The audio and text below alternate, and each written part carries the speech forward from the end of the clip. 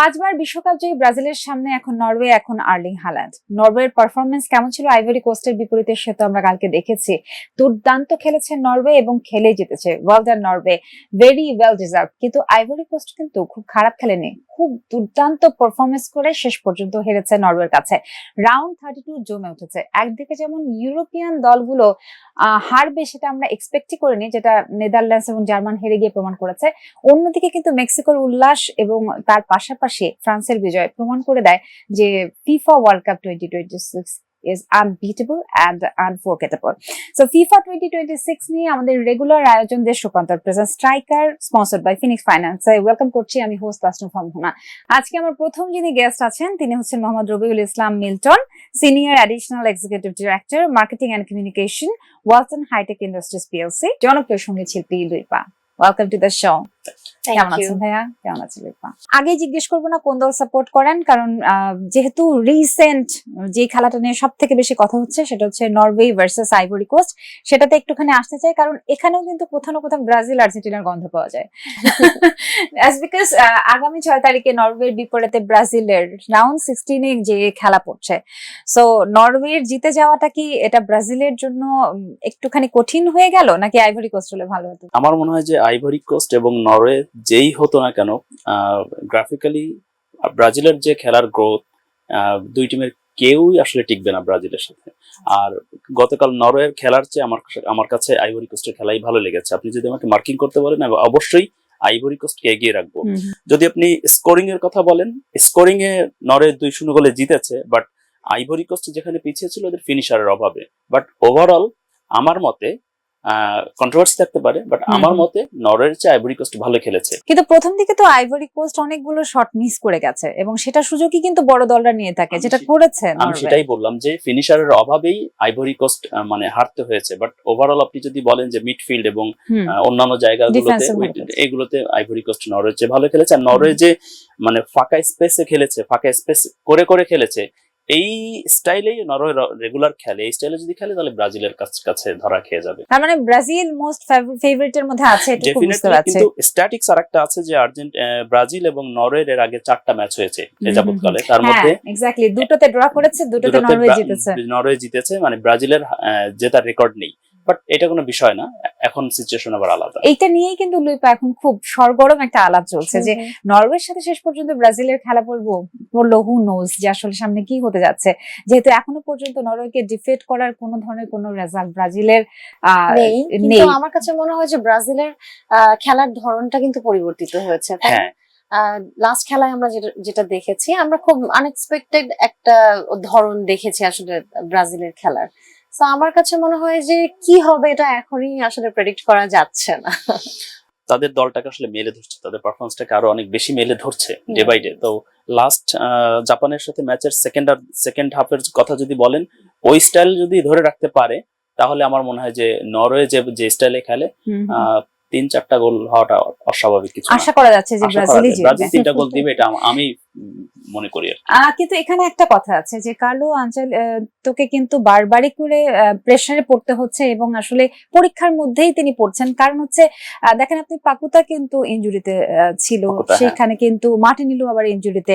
So ওদের যে একাদশ সেটাকে বারবার কিন্তু নতুন ফর্মে বারবার আনতে হচ্ছে এবং মিডফিল্ডও কিন্তু ব্রাজিলের সেইভাবে ধরতে গেলে ভঙ্গুরি বলা চলে।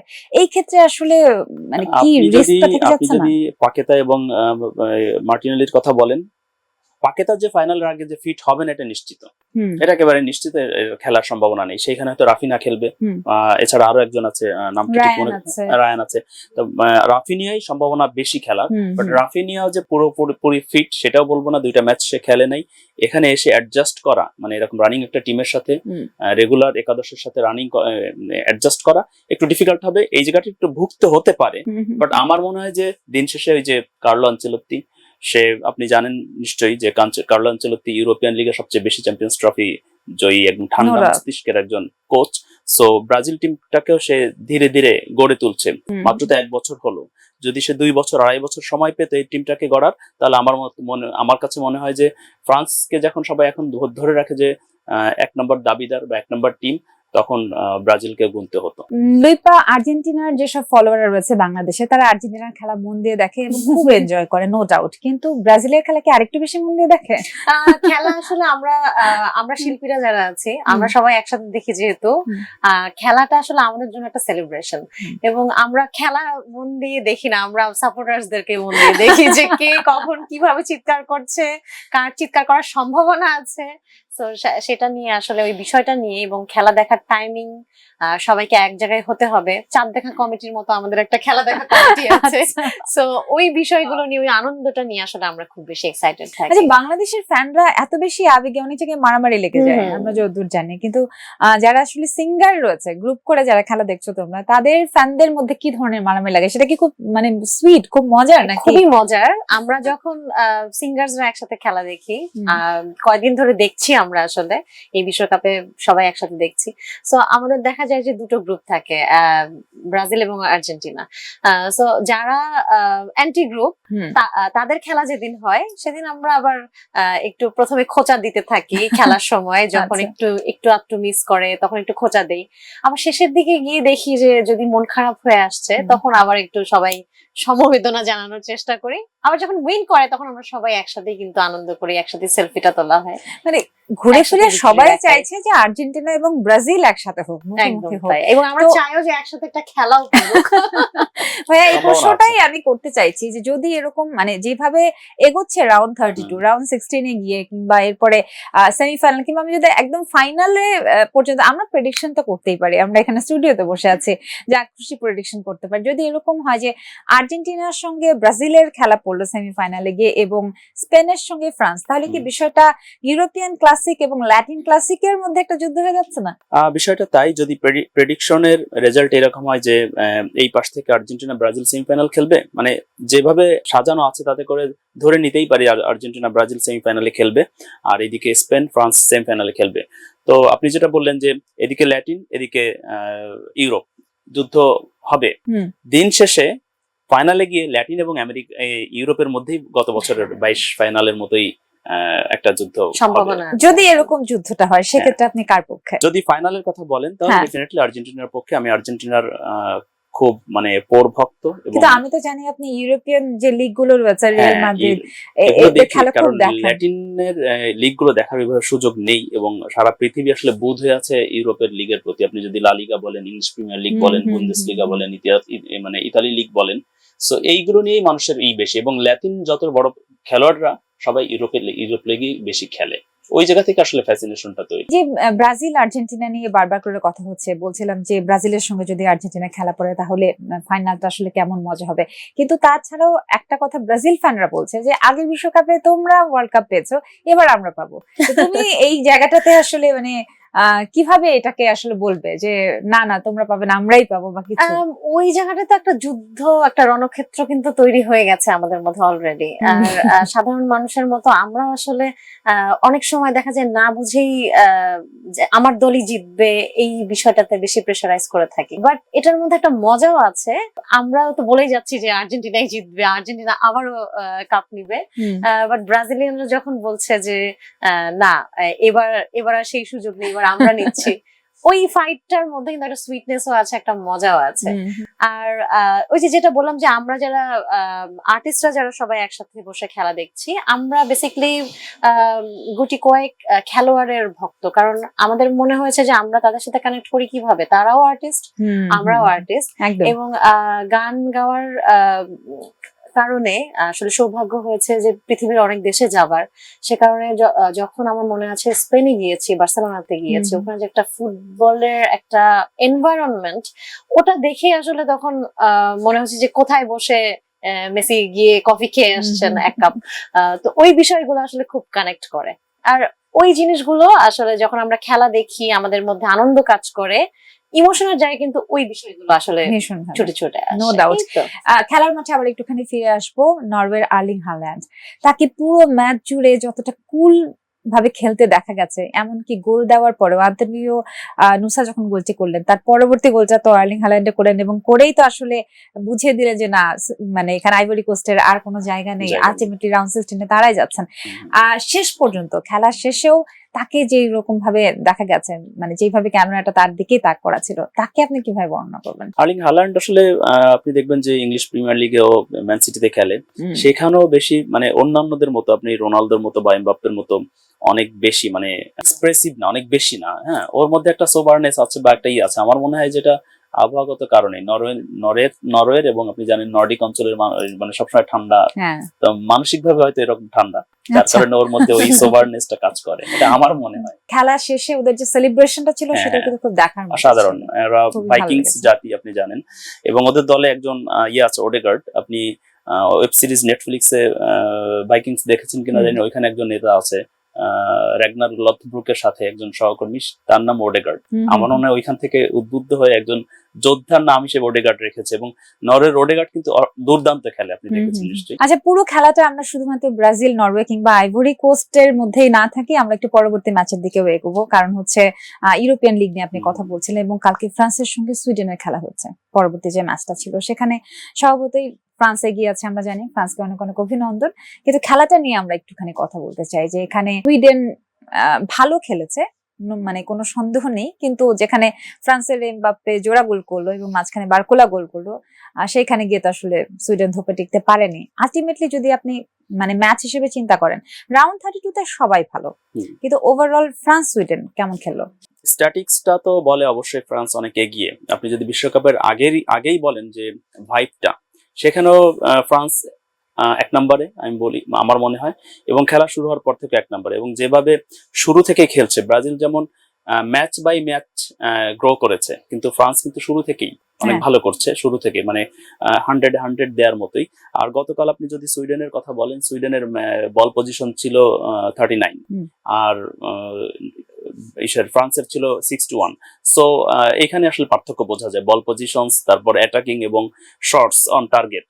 আপনি সম্ভবত 9টা শট করেছে ফ্রান্স, অন টার্গেটে ছিল 5টা, তার মধ্যে 3টাই গোল হয়েছে। এদিকে অনেক পিছায় ছিল সুইডেন। শিরোপা প্রত্যাশী দল ফ্রান্সকে বলা হয়, আর সেই ক্ষেত্রে আসলে এক ধরনের একটা মেন্টালিটি থাকে যে ফ্রান্সের এমবাপ্পে রয়েছে, হ্যাঁ, বারকোলা গোল করলো, তো এরকম যেহেতু তারকা প্লেয়াররা রয়েছে, সো মানে ফ্রান্সই এখানে জিতবে।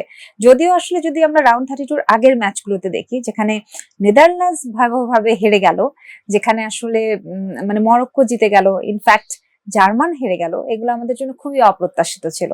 তো এই ম্যাচগুলোর আগে কি এই ধরনের কোনো প্রেডিকশন মাথায় কাজ করেছিল যে এখানেও কি এরকম ভুলচুক হয়ে যেতে পারে, যে সামহাও আসলে কোথাও ফসকে গিয়ে ফ্রান্সই দেখা গেল যে রাউন্ড 32 থেকে বাদ পড়ে গেল? আসলে কিছুই প্রেডিক্ট করা যাচ্ছে না যে সামনে কি হতে যাচ্ছে, কারণ খেলার ধরন কিন্তু প্রতিনিয়ত চেঞ্জ হচ্ছে। আবার সবাই বলছে যে যেহেতু এমবাপ্পেকে কোনোভাবেই আটকানো যাচ্ছে না, সো শিরোপা জিতেও যেতে পারে, বলা যায় না। সো আমার কাছে মনে হয় যে সবার একটা সেকেন্ড চয়েস থাকে না, ওই জায়গাটায় আমি একটু ট্রিকি হয়ে তখন দেখা যাবে যে দল পরিবর্তনও করে ফেলতে পারে। কি বলে, এইটা কিন্তু একেবারে মানে হাইলাইটস হওয়া উচিত আমাদের আজকে, যে আর্জেন্টিনা থেকে দল বদল করে ফ্রান্সে চলে এলেন জনপ্রিয় সঙ্গীত শিল্পী লুইপা। আপনি যদি ইয়ের কথা বলেন, ফ্রান্স টিমের কথা বলেন, ইন দা বক্স বা অ্যারাউন্ড দা বক্সে যে 4জন প্লেয়ার আছে, এরা কিন্তু দুর্ধর্ষ, এবং এদের যে কম্বিনেশনটা, আপনি ওসমান ডেম্বেলে, তারপরে বারকোলা, তারপরে ওলিসে এবং এমবাপ্পে।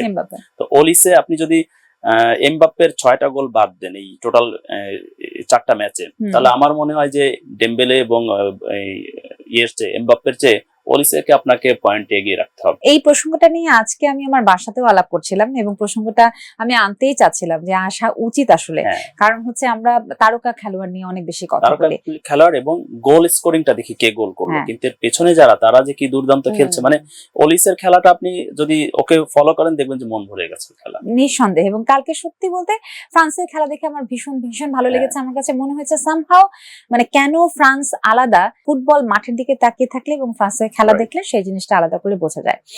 আর তারপরে লাস্ট ম্যাচ ছিল যথারীতি মেক্সিকোর সাথে ইকুয়েডরের, এবং মেক্সিকো জিতে গেল। কোথাও কি মনে হচ্ছে লুইপা যে যেই দলগুলোকে আমরা একটুখানি সেইভাবে আসলে ভাবছি না, সাধারণত আমরা দেখা যায় যে ইউরোপিয়ান দলগুলোকে একটুখানি এগিয়ে রাখতে চাচ্ছি, যে এরাই হয়তোবা শিরোপা প্রত্যাশী, বা বাকিদেরকে যাদেরকে বলছি যে আচ্ছা ঠিক আছে ওরা মাঠে এসে তাদের বেস্ট পারফরমেন্সটা দিচ্ছে, কোথাও কি যে অঘটন ঘটে যেতে পারে বারবার চলে যাচ্ছে আমি কথাটা। এসে ভাইয়াকে এটা জিজ্ঞেস করছিলাম যে নেক্সট খেলাটা আর্জেন্টিনার বিপরীতে যারা খেলছে তাদেরকে তো ওইভাবে করে আমি চিনিও না জানিও না, মানে তারা কেমন খেলেন তাদের কোনো খেলোয়াড় সম্পর্কে আমার কোনো আইডিয়া নেই বেসিক্যালি।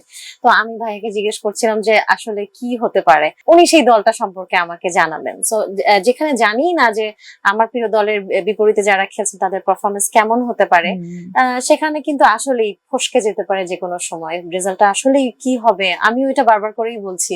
কেপ ভার্দে কিন্তু খুব ভালো দল, এবারই ওয়ার্ল্ড কাপে প্রথম তারা পারফর্ম করেছে এবং আমার মনে হয় আমরা প্রথমবারই এই দেশটার নাম শুনলাম। কেপ ভার্দের ব্যাপারটা হয়েছে কি, এখানে 5,40,000 পিপল, তার মধ্যে অর্ধেকই হচ্ছে প্রবাসী এবং এদের টিমের 13 জন না 14 জন 26 জনের স্কোয়াডে 13-14 জনই এরা হচ্ছে বিভিন্ন ইউরোপিয়ান লিগে খেলে। নেদারল্যান্ডে বেশি খেলে এরা, তারপরে ইতালি লিগগুলোতে খেলে। সো এরা ইউরোপিয়ান বা ওয়ার্ল্ড স্ট্যান্ডার্ড যে খেলার ধরন সেটা সম্পর্কে বেশ ভালো অবগত। এবং আপনি যেটা বলেন এবারই প্রথম আসছে, তো আমার মনে হয় যে আপনার কথা সূত্র ধরেই বলি যে কিছু অঘটন ঘটতে পারে কিনা। সেটা ফ্রান্সের ক্ষেত্রে হতে পারে, স্পেনের ক্ষেত্রে হতে পারে, আর্জেন্টিনা ব্রাজিলের ক্ষেত্রে হতে পারে। একটা বাঁশি, একটা লাল কার্ড বা একটা ফাউল, একটা পেনাল্টি, এতে যে কোনো দলে বড় দলের স্বপ্নভঙ্গ হয়ে যেতে পারে। এখন দেখা যাক সেটা কার কপালে আছে। তো আমরা চাই যে বড় দলগুলো থাকুক, বড় দলগুলো থাকলে মানে শেষ পর্যন্ত ফাইনাল পর্যন্ত ওয়ার্ল্ড কাপের মজাটা সারা পৃথিবী নিঃসন্দেহে। আমরা আসলে ওভাবে আলাদা করে বোধহয় বলতে পারি না যে ব্রাজিলের ফ্যান তো বাংলাদেশে প্রচুর রয়েছে। ইনফ্যাক্ট আমি আজকে দেখছিলাম যে একটা সাক্ষাৎকারে কোথাও বাংলাদেশি একজন জার্নালিস্ট তিনি বুম হাতে এগিয়ে যাচ্ছিলেন এবং যখনই মানে উনি বললেন যে মানে বাংলাদেশের ফ্যানদের জন্য কিছু বলেন, অ্যালিসন বেকার কিন্তু চলে যাচ্ছিলেন, যিনি ব্রাজিলের গোলকিপার, তিনি কিন্তু আবার তখন বাংলাদেশ শুনে কিন্তু আবার ফিরে এসেছেন। বেকারও যাচ্ছিলেন, এর আগে এমিলিয়ান মার্টিনেজ সেও ছিল, আমাদের রানা আব্বাস ছিল, আজকের পত্রিকা রানা আব্বাস ছিল, তারপরে টি স্পোর্টস এর দুজন বেশ বড় সাংবাদিক ছিলেন। তারা যখন সাউন্ড করেছেন যে we are from Bangladesh, so তারা ব্যাক করেছে, করে ওদের সাথে পুরো প্রশ্নের অ্যান্সার করেছে, উত্তর দিয়েছে এবং তারা বাংলাদেশকে ভালোবাসি, উই লাভ বাংলাদেশ এবং আমরাও বাংলাদেশের মতো বাংলাদেশও আমাদের মতো আর্জেন্টাইন এটা মনে করি, এভাবে তারা রেসপন্স করেছে। বাংলাদেশে যে এত ফুটবল লাভার এবং এত ব্রাজিল এবং আর্জেন্টিনার সাপোর্টার্স, এটা কিন্তু আমার মনে হয় ওনারাও এতক্ষণে আসলে জেনে গেছেন বলেই ওই গুরুত্বটা আসলে দিয়েছেন। আলটিমেটলি একটুখানি ট্যাকটিক্যাল বিশ্লেষণ করার চেষ্টা করেছি, কিন্তু মাঝখানে আবার অনেকে এটাও বলছেন যে আসলে আমাদের নিজেদের কোনো অর্জন নেই জন্য আমরা হয়তো অন্য দেশের অর্জনকে অনেক বেশি বড় করে দেখছি। এটাকে কিভাবে দেখ? যখন বিশ্বকাপটা শুরু হয় এটা আমাদের বাঙালিদের জন্য অনেক বড় একটা এন্টারটেইনমেন্ট, কারণ আমাদের দেশে কিন্তু এখন বিনোদনের সুযোগটা খুবই কম এবং সেলিব্রেশন আমরা কিভাবে করব আমরা জানি না। শুধুমাত্র দেখা যায় কোনো স্পেশাল ডে এলে আমরা রেস্টুরেন্টে গিয়ে খেয়ে বাসায় চলে আসি, এটুকু পর্যন্ত কিন্তু আমাদের সেলিব্রেশনটা সীমাবদ্ধ।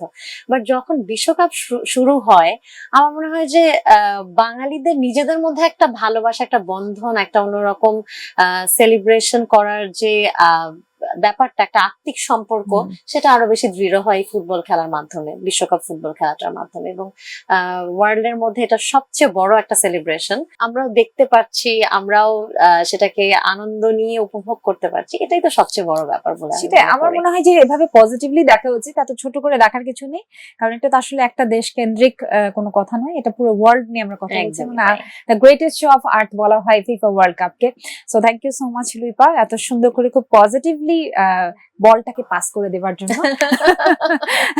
এবার একটুখানি শেষ প্রশ্ন ভাইয়ের কাছে, মেদন ভাইয়ের কাছে, যে যেহেতু আপনি ইউরোপিয়ান লিগের খেলা পছন্দ করেন এবং রেগুলার ফলো করেন, আজকে রাতেই ইংল্যান্ড ভার্সেস ডিআর কঙ্গোর খেলা, সো ওই কথাটাই বলতে চাই, সামহাও কি আমরা একটু ইংল্যান্ডকে একটু বেশি বড় করে দেখছি বা অঘটন ঘটে যেতে পারে কিনা, কি ভাবছেন? ডেফিনেটলি ইংল্যান্ড অনেক বড় টিম এবং ওয়ার্ল্ড কাপে আসার আগে আমরা 4 সেমিফাইনালিস্টের মধ্যে ইংল্যান্ডকে রাখতাম, কেউ 5-6 জনের মধ্যে রাখতো, কেউ 4 জনকে রাখতো। তো সেই টিম মাঝখানে এসে একটু হতাশ করেছে, কিন্তু আমার মনে হয় যে টিম যে স্পিড ওয়ার্ল্ড কাপের আগে ছিল বা প্রথম 2 ম্যাচে ছিল, এটা যদি থাকে তাহলে অনেক দূর যেতে পারে। হ্যাঁ, আর সেমিফাইনালে তো কোয়ার্টার ফাইনালে ব্রাজিলের সাথে ইংল্যান্ডের খেলা একটা সমূহ সম্ভাবনা আছে, সেই খেলাটাকে কিন্তু অনেক বড় করে দেখতে হবে, কারণ এইখানে যে কোনো কিছু হতে পারে। আমরা বললাম না যে আর্জেন্টিনা ব্রাজিলের পথ কিছুটা সুগম, কিন্তু কোয়ার্টার ফাইনালে গিয়ে যদি আর্জেন্টিনার মরক্কোর সাথে পড়ে তাহলে হিসাব নিকাশ অন্যরকম, আর ইংল্যান্ডের সাথে যদি ব্রাজিলের পরে হিসাব নিকাশ অন্যরকম, সেক্ষেত্রে মরক্কো যেতে পারে সেমিফাইনালে, এদিক থেকে ইংল্যান্ডও যেতে পারে সেমিফাইনালে। ইংল্যান্ডকে ফেলে দেওয়ার মতো না। আর বিআর কঙ্গো ইংল্যান্ডের সাথে পারবে না, আমার মনে হয় যে 2-0 গোল বা 3-1 গোল এরকম হতে পারে, হেরে যেতে পারে। হ্যাঁ। Thank you so much Mizan ভাই for coming in the show, and thank you so much Thank Luipa. তবে লুইপার জন্য শুধু থ্যাংক ইউ না, আমরা একটা গান শুনবো। ডেফিনেটলি আমার গতকালকে একটা গান রিলিজ হয়েছে, এফ টিউন থেকে এসছে গানটা, ওইটা একটু ছোট করে শোনাই। আমি একটু বিদায় নিয়ে আসি। হ্যাঁ প্লিজ। সো ফর্মালিটি করার কিছু নেই, আপনারা রেগুলার ফলো করছেন আমাদের দেশ রূপান্তর ডিজিটালের Desh Rupantor present striker, sponsored by Phoenix Finance. FIFA World Cup 2026 আসলে জমে উঠেছে অনেক আগে, রাউন্ড 32 চলছে, খুব বেশি দিন নেই ফিফা ওয়ার্ল্ড কাপ 2026 এর। যে কয়টা দিন আছে চলুন জমিয়ে আনন্দ করি, জমিয়ে মজা করি। আসলে ওয়ার্ল্ড কাপ তো শুধু বাংলাদেশে না, ওয়ার্ল্ড কাপ মানে মানে কি বলবো, greatest show of the earth, আমরা সবাই জানি। So thank you so much, দেখা হবে আবারও। কমেন্ট সেকশনে লিখে জানান কেমন লাগছে আমাদের আয়োজন। গান দিয়ে শেষ করছি। ডেকে না মন আমার ঘরে, বসে যে যাব বন্ধুর ঘরে, ফিরে ফিরে দেখি শুধু তারে, মনের বারান্দায় উকি মারে, মন নিল সেই মন নিল সেই মন টেকে না ঘরে, কেড়ে নিল সেই ধাসা মন জাদু করে, মন নিল সেই মন নিল সেই মন টেকে না ঘরে, কেড়ে নিল সেই ধাসা মন জাদু করে। শুধু গান গেয়ে পরিচয়, চলার পথে ক্ষণিক দেখা, একই শুধু অভিনয়, শুধু গান গেয়ে পরিচয়।